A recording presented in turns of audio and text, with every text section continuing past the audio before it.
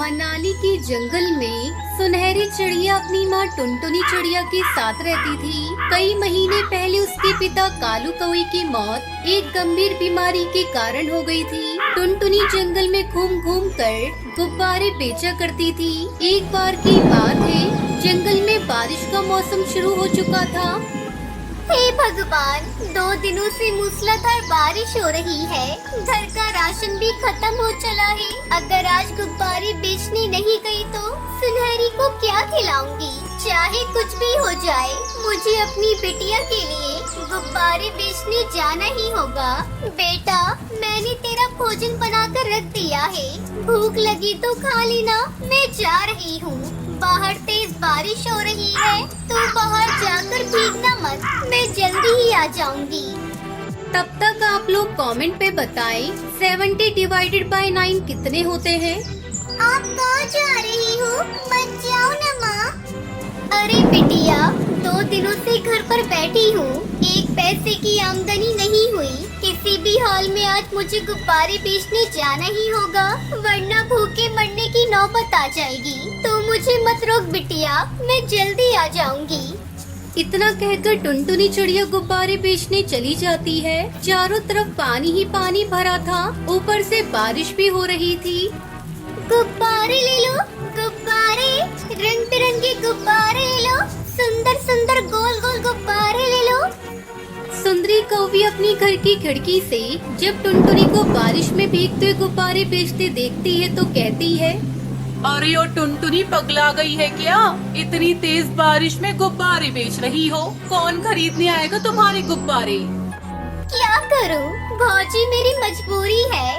घर में राशन बिल्कुल भी नहीं बचा। पापी पेट को भरने के लिए चाहे आंधी हो या तूफान, मुझे जाना ही पड़ेगा।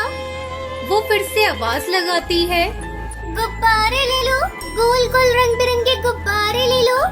किसी तरह वो सड़क पर आती है। तभी एक कार उसके पास आकर रुकती है। अरे बहन, आज मेरी बेटी का जन्मदिन है। इतनी तेज बारिश में सारी दुकानें बंद है। आप ये सारे गुब्बारे मुझे दे दो। और ये लो 500 रुपए। टुनटुनी 500 का नोट देखकर बहुत खुश होती है। वो उन रुपयों से खाने पीने का बहुत सारा सामान खरीदती है और घर की तरफ रवाना हो जाती है।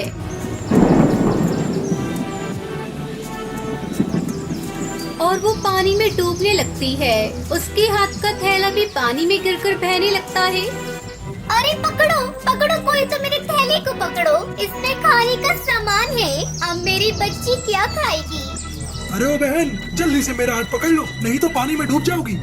नहीं भैया, मुझे अपनी परवाह नहीं। मुझे तो किसी भी हाल में उस थैले को बहने से बचाना है। टुनटुनी अपने थैले को पकड़ते पकड़ते काफी दूर निकल गई। 2 दिन बीत गए। टुनटुनी का कुछ अता पता नहीं था। उधर सुनहरी चिड़िया का रो रो कर बुरा हाल था। मम्मा, मम्मा कहाँ हो?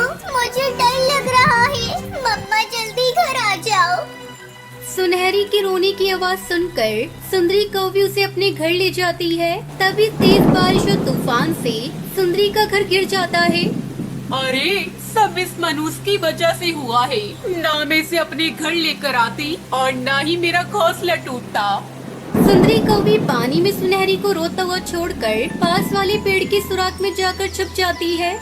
काकी, काकी मुझे बचाओ, काकी मुझे बचाओ, मैं डूब जाऊंगी। लेकिन सुंदरी सुनहरी को नहीं बचाती। चिल्लाते चिल्लाते सुनहरी बेहोश हो जाती है और जब उसकी आंखें खुलती हैं तो अपने सामने अपनी माँ को पाती है। मम्मा, मम्मा आप मुझे छोड़कर कहाँ चली गई थी? मम्मा, आपको पता है मैं आपके लिए बहुत रो रही थी। मुझे तो लगा पापा ने आपको भी अपने पास बुला लिया। माँ, सुनहरी मेरी बच्ची, ऐसा मत बोल। मैं बहुत बड़ी मुसीबत में फंस गई थी, लेकिन ऊपर वाले का शुक्र है कि तू मेरे सामने है। दरअसल बचाव दल के पक्षी ने पहले टुनटुनी को बचाया था। बाद में सुनहरी को बारिश रुकने पर वो वापस अपने घर लौटती है और खुशी खुशी रहने लगती है। हिमाचल नाम के गांव में टुनटुनी नाम की एक चिड़िया अपनी माँ टूनी और पिता टुन्नू चिड़ा के साथ रहती थी। टुनटुनी चिड़िया का परिवार बहुत गरीब था। उसके माता पिता मजदूरी का काम करते थे। बड़ी मुश्किलों से उनके घर का खर्चा जैसे तैसे निकाल पाते थे।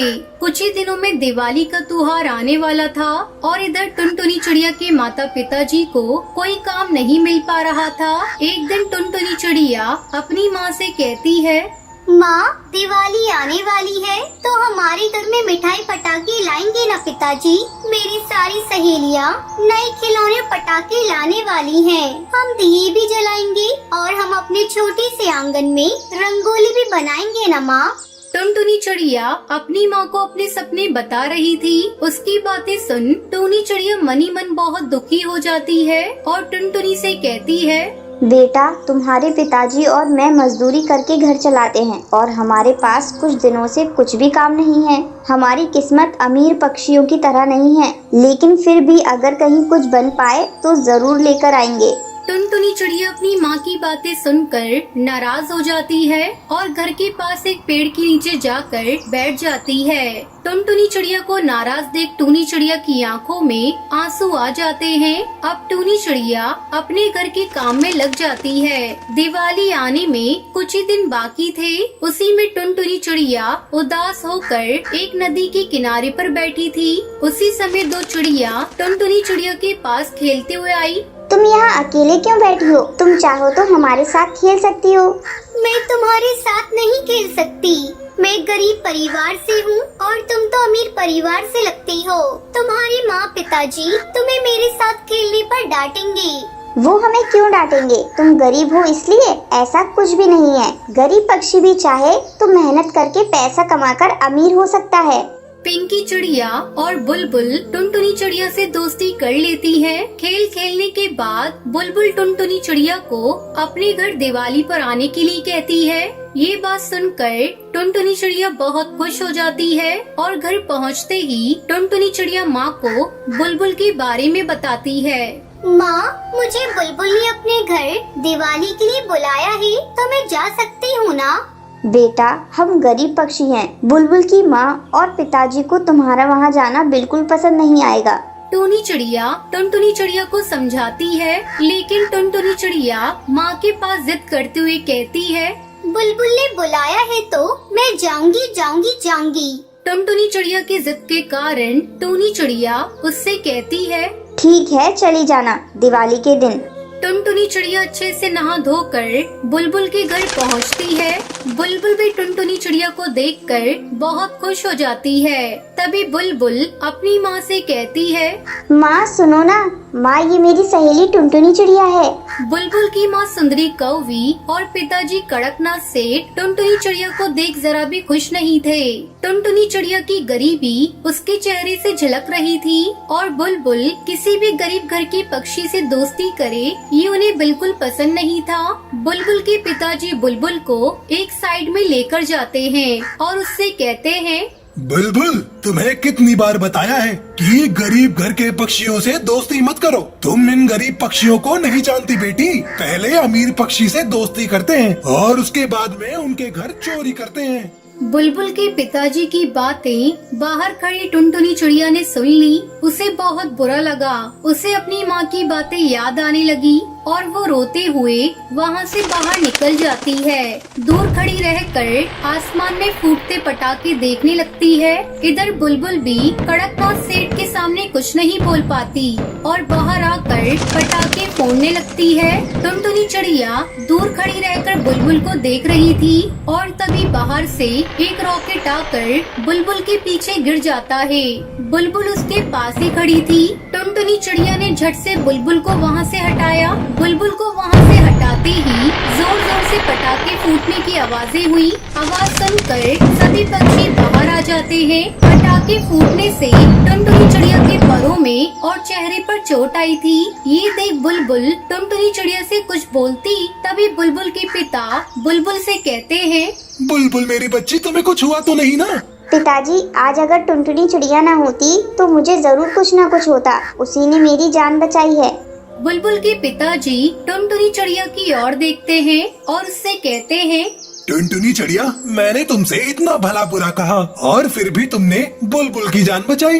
बुलबुल मेरी दोस्त है, उसे बचाना मेरा फर्ज है। तभी कड़कनाथ सेठ की नजर टुनटुनी चिड़िया के जख्मों पर जाती है।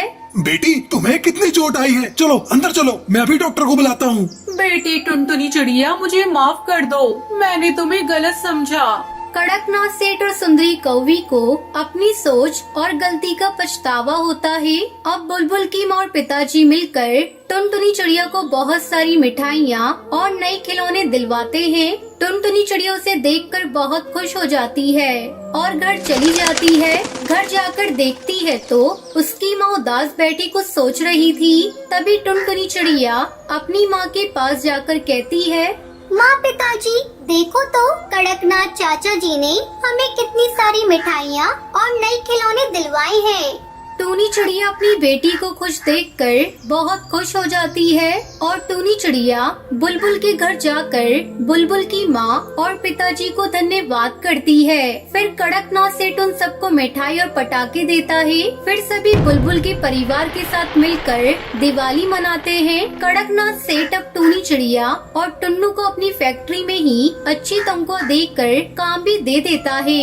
इसलिए अब टुन्नू चिड़ा और टूनी चिड़िया भी बहुत खुश थे। इस कहानी से हमें सीख मिलती है कि जिंदगी में अगर हम हमेशा ईमानदारी से काम करते रहे तो हमारी किस्मत हमें उसका फल आज नहीं तो कल जरूर दिला